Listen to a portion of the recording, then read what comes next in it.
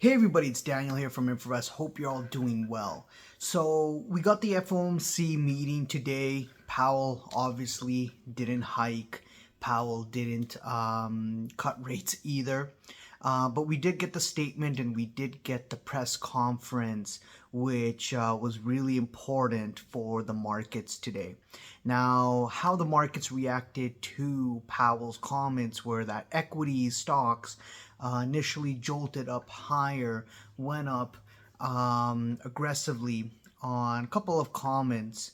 But the main thing, the reason why the equity markets rallied initially before the close was because Powell basically threw the cold water on the idea of any rate hikes coming, right? Because as we have seen in some of the data points, we've seen that inflation still showing stickiness, right? When we look at the ISM manufacturing data, some of the growth data out there, we're seeing weakness, Chicago PMI and so on. But when you look at the prices component, we're seeing that number still elevated, especially the ISM number, which came out, the prices component came in higher, while the growth numbers showed weakness. Basically, in other words, telling you that the economy is weakening, but the prices and inflation is not. It's a very bad sign. Right, so that's why there was a little bit jitters and whatnot in the markets, especially before the FOMC meeting. Now, after that, we had the equity markets sell off back to where it started, and the day ended lower, right? The bond market, on the other hand, just spiked up, a little bit of a pullback, but still the bond market is trading higher on the day. Now, what has come out of all of this? What were the key points from the FOMC meeting, right? So the number one key thing, the key takeaway is that any idea of rate hikes is long away. It's very unlikely. So basically, in other words, it's not happening, right? If they're going to keep things restrictive, they're going to just hold on to interest rates where they are for a long period of time in order to get the inflation level down.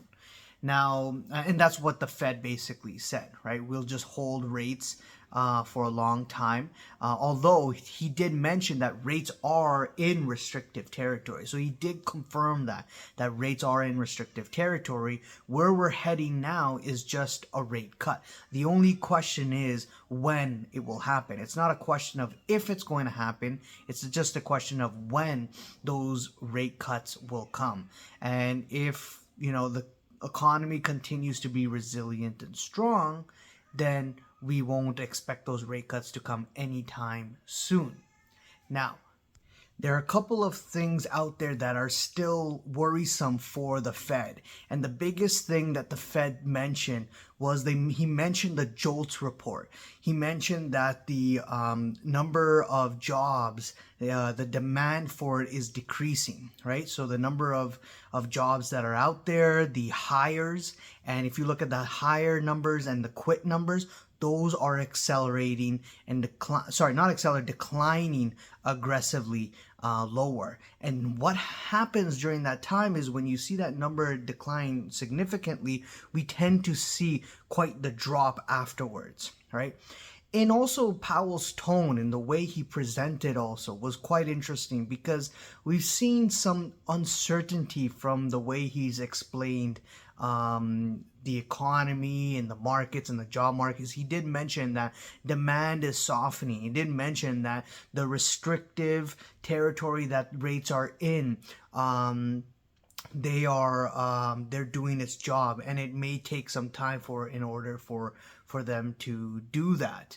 So couple of red flags there, just basically saying that although they're not going to hike, but they're not going to cut anytime soon, which basically brings in the chances of policy error more likely to happen, especially keeping rates higher for longer, especially when a lot of these loans and mortgages will come due in terms of refinancing, right? Holding also the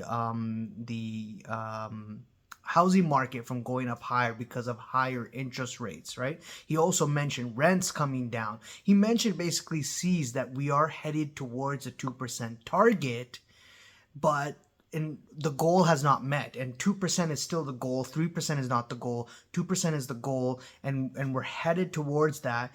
And but there's still not enough evidence. There's still not enough evidence to cut rates right now, and there's not enough evidence to also hike rates as some people were speculating with some of the data out there. So basically, in other words, telling you that, okay, we've got jobs number also coming out tomorrow and Friday. We've got non-farm payrolls report.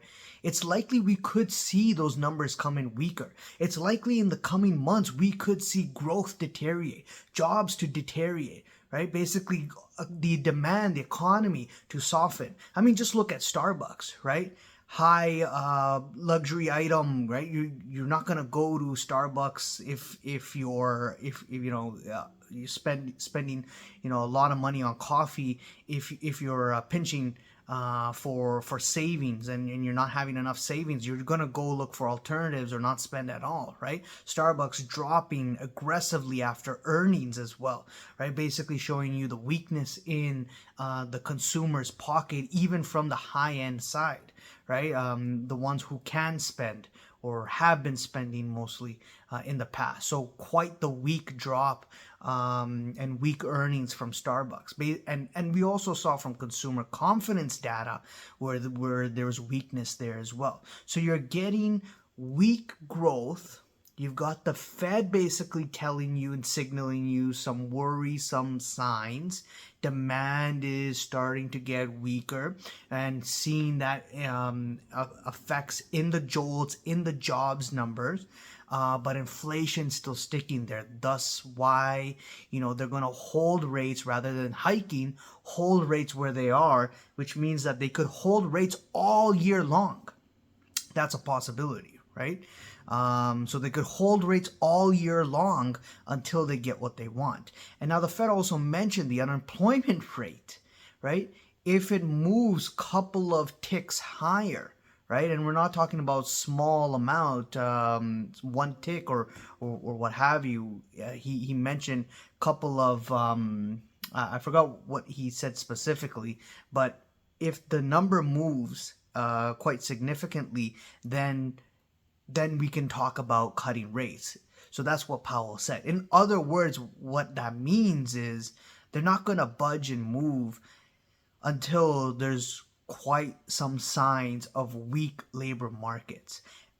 But we are starting to see it. We are starting to see it from the data. We're going to know also more on Thursday and Friday and for the upcoming data points as well. We did, however, see that in the ISM services employment component.